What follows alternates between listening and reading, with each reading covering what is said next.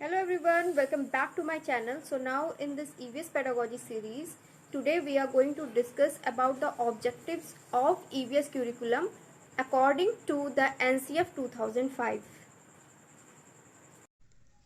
Previous video में हम लोगों ने डिस्कस किया था कि ईवीएस को प्राइमरी स्टेज पर क्यों रखा गया है, क्या रोल होता है ईवीएस का प्राइमरी स्टेज पे और इसकी क्या इंपॉर्टेंस है।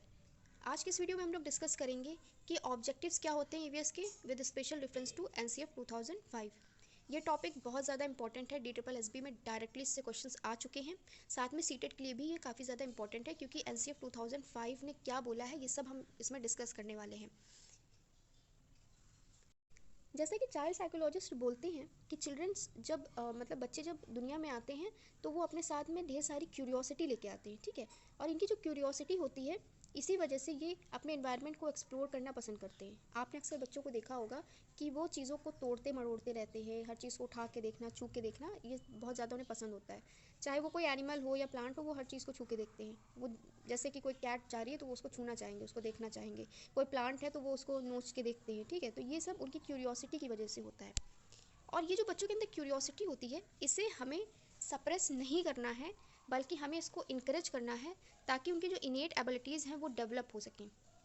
नाउ अब इसी पर आधारित कुछ बातें जो एनसीएफ 2005 ने बोली हैं कि क्या ऑब्जेक्टिव्स होने चाहिए ईवीएस के, ठीक है। सबसे पहले हमें बच्चों को ट्रेन करना है ताकि वो अपने नेचुरल, सोशल, कल्चरल इन्वायरमेंट, ये तीनों तरह के इन्वायरमेंट के बीच में जो रिलेशनशिप है उसको वो लोकेट कर सके, कॉम्प्रीहेंड कर सकें। यानी कि उन्हें ये समझ उनके अंदर डेवलप होनी चाहिए कि नेचुरल इन्वायरमेंट, सोशल इन्वायरमेंट और कल्चरल इन्वायरमेंट, इनके बीच में क्या सिमिलरिटीज़ हैं, क्या रिलेशनशिप है, कैसे ये एक दूसरे के ऊपर इंटरडिपेंडेंट हैं।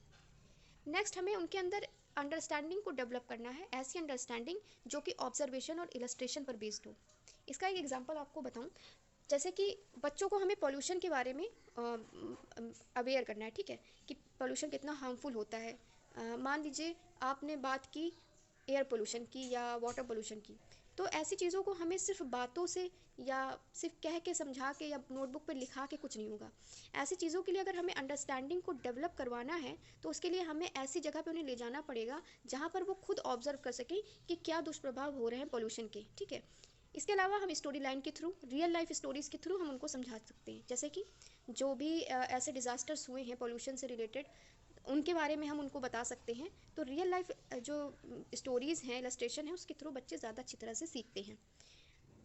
इसके अलावा फिजिकल, बायोलॉजिकल, सोशल और कल्चरल एस्पेक्ट्स जो लाइफ के हैं उनसे हमें उनको डायरेक्टली कनेक्ट कराना है, ठीक है। एब्स्ट्रैक्शन के माध्यम से चीज़ें नहीं सिखानी है।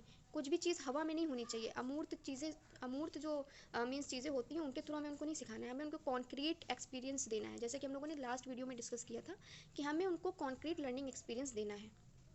नेक्स्ट है to create cognitive capacity and resourcefulness to make the child curious about social phenomena starting with the family and moving on to wider spaces.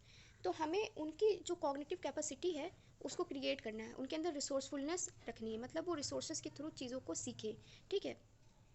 इसके अलावा नेक्स्ट पॉइंट है to nurture curiosity and creativity of child particularly in relation to the natural environment.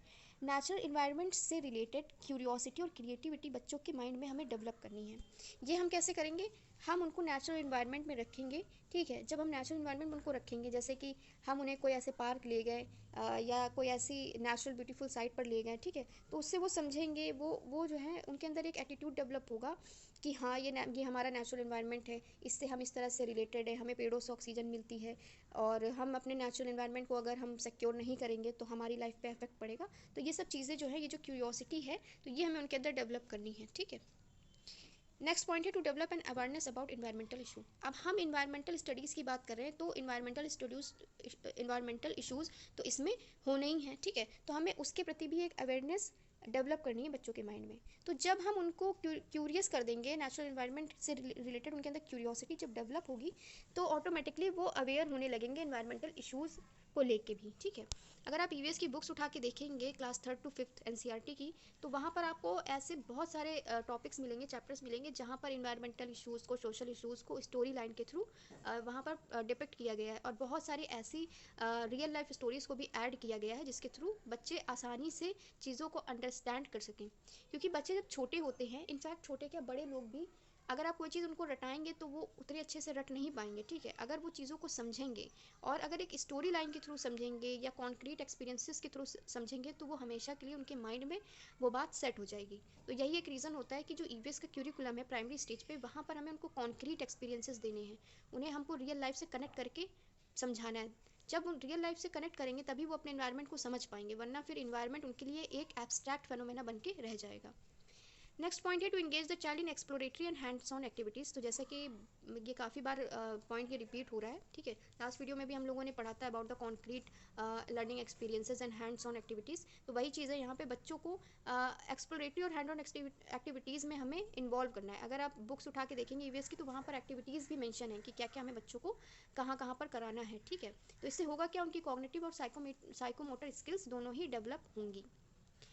Next point है to emphasise design and fabrication, estimation and measurement, ठीक है। तो design, fabrication, estimation और measurement, तो इस तरह की जो चीज़ें हैं इन पर हमें एम्फेसाइज करना है ताकि आगे चलकर बच्चों का टेक्नोलॉजिकल और क्वांटिटेटिव स्किल्स जो हैं वो आगे चलकर अच्छी तरह से डेवलप हो सकें।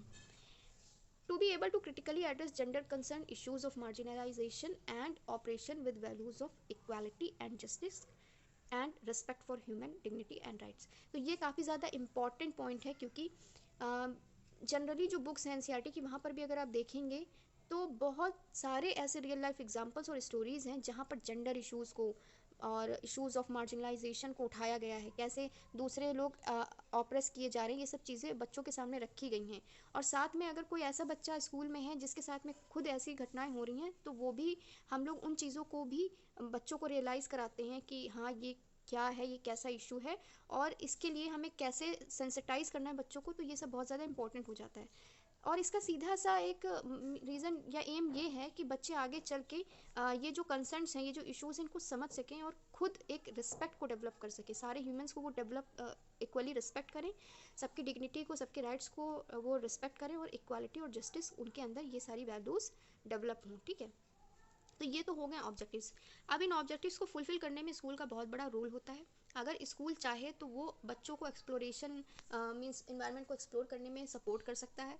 स्कूल अपने क्यूरिकुलम में हैंड्स ऑन एक्टिविटीज़ को ऐड कर सकता है। अपने टीचर्स से मतलब स्कूल का जो मैनेजमेंट है वो अपने टीचर्स को ये इंस्ट्रक्शन दे सकता है कि बच्चों को वो एक्सकर्जन पर ले जाएँ, ट्रिप्स पर ले जाएँ या स्टोरी लाइन के थ्रू चीज़ों को समझाएँ, ठीक है।